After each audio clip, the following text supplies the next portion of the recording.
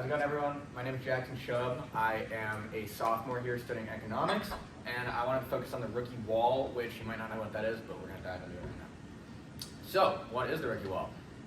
This phenomenon refers to the mid to late season decline in performance that many rookies end up facing. It's not just with MLB, that's what I've decided to focus on, but this can really be with any sport. I've most notably seen the most articles for basketball on this. So, rookie wall could exist for many reasons. We don't know if it exists. It could be, my main point is that it's the longest season that these players are ever facing. Coming out of high school, coming out of college, you're playing a much longer season, 162 games, even with playoffs as well. For some teams, there's many other things, physical demands, a lot of catchers, for instance, their knees being used, or their bodies are being overused. And so we see that halfway through the season they tend to decline. And you can see some other possible factors here, such as travel, lifestyle. So, perfect example is actually an article written on this. But Cam Smith is third baseman for the Houston Astros, and this year, clearly as you can see here, he really faced the rookie wall. We can see that his first half, and I'll get more into these statistics and what they mean, but we can see here that his stats were much higher, and he really split them in half almost in the second half, so he had a very big decline. So the sample I took was only 50 randomly selected rookies spanning from 2022 to 2025. Later on, you'll kind of see why it's a little bit of a smaller sample. And the big thing was having a qualifying rookie year. So I took the real definition of this and kind of combined it with my own. The real definition is having 130 at-bats minimum. For me, I wanted to make sure that we got a real sample size of rookies playing a full season since we're analyzing the first and second half. So I made sure to avoid anyone missing substantial time with an injury, and also any rookies that came up during the September call-up season at the end of the previous season. I didn't count that part, especially because their qualifying rookie year is the following year, so they can still win that Rookie of the Year award. These are the statistics I'm using, but we're going to dive into batting average right now. Batting average is one of the most simple statistics in baseball. I thought it was something that couldn't be skipped here, and what it is just how the proportion of times that a player is able to get on base with a hit, or get on base with a hit, not including errors. It's a pretty simple formula you can see here.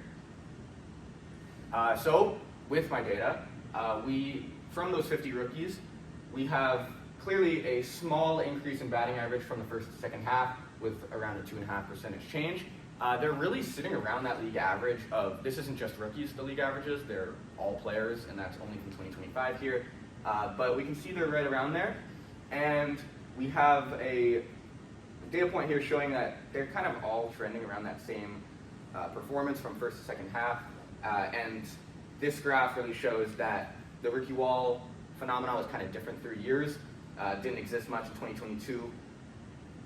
But existed a lot more in 2023, and then we see the opposite in 2025 as that red line is above the blue, meaning that they had a higher average batting average than in the second half and the first half. Next, we had weighted runs created plus, which is also known as WRC plus. This is one of the most important statistics in baseball. It really adjusts for park and run environment, which is really important because all stadiums are different. Weather conditions, for instance, playing in Colorado, so many home runs hit there. Some other stadiums might differ. So, as you can see, it's a very complicated formula, but we've got that here. And to the data now. So, once again, kind of around league average. The league average for this statistic always stays the same at 100, and they were just above it, these rookies that I analyzed. Once again, percentage change just under 3, and we can see that trend line kind of stays around where that batting average was as well. But there's a much bigger gap in that 2023 season, and little to no gap in 2022. On base plus slugging, this is our OPS. You take your on base percentage, your slugging percentage, and you pretty much are combining them with some other factors as well. And this is really showing more of a hitter's overall production, not just how often you get on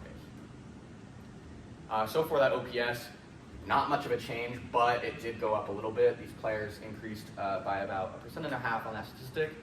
Same trend line, but we can see on the averages for the OPS, not much is changing. So what does this mean? We'll talk about that more after all the statistics.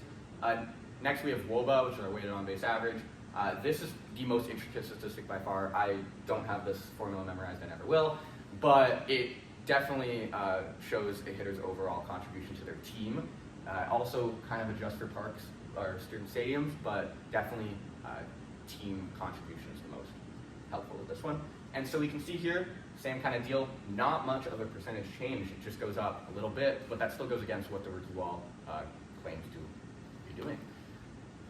Next, strikeout percentage, very straightforward, amount of times the player strikes out in a percentile. So we can move on to the data. This one is a little different, so I wanted to jump into that. So we have our first negative percentage change, but technically it's positive, and that's because less strikeouts is better. This is the only statistic where you want a lower percentage, because if a player is striking out 50% of the time, compared to 10% of the time, you can clearly tell who's doing better at the plate. As you can see, I'm sorry, could go back a little bit. As you can see by this chart, much better trend line. We can see that players have better discipline in the second half. They're rookies. They're starting to get to know this higher challenge better, and you can see that they're striking out less in the second half. And then finally, we have our walk percentage, same deal, amount of times a player walks in a percentage form. And we can move on to the data. So this one did also decrease more substantially, almost 5%, and that means that players are being more aggressive at the plate, which is actually harming some of their stats, but that could be helping their WOBA, their WRC+, batting average, OPS, and so much more. League average is always higher, I've noticed, with walks, because it's one of those things where you kind of have to see so many pitches and have so many at-bats to start having better discipline. So with that, we have an outlier. Ryan Noda from his rookie year, as we can see there, he really fell off and really faced the rookie wall. He had an 8, at least in terms of walks, he had an 18, almost 18% walk rate in the first half, which is pretty good, and only walked 5% of the time in the second half, which is brutal. And so in terms of walk rate, he at least faced the rookie wall. With all the data, we proved that he kind of did. We have a reverse outlier in Parker Meadows. He started his rookie year, first half, 131 batting average, which is absolutely abysmal, and brought that up all the way to 247, which is about league average, and yeah, really, at least in terms of batting average, which can contribute to those other more intricate statistics, is pretty important to show that he did improve. So the limitations with this study I had, there was no public data set, so I couldn't actually, the reason that you're only seeing 50 sample players is because I had to individually plug in each little statistic for each player, do my own research, so that took the majority of my time. Rookie wall phenomena is also pretty unknown, and that's why I spent a little bit of time talking about that. And yeah, I couldn't assess all of offensive statistics, but I focused on the most important ones.